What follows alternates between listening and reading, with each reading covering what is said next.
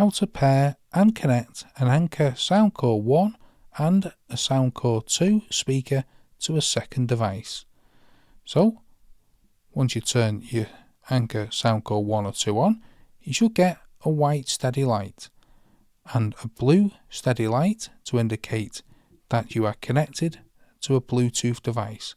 I'm connected to my phone here, so I'll turn off the Bluetooth to disconnect it. Now, as you can see, there's now no blue steady light as we're not connected to anything. Now, to connect to a second device, press and hold the Bluetooth button so the Bluetooth button starts flashing, and I'll connect to my PC.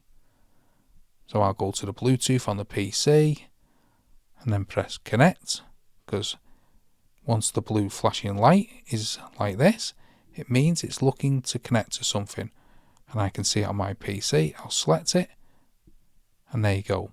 It's now steady blue, and I've connected to a second device.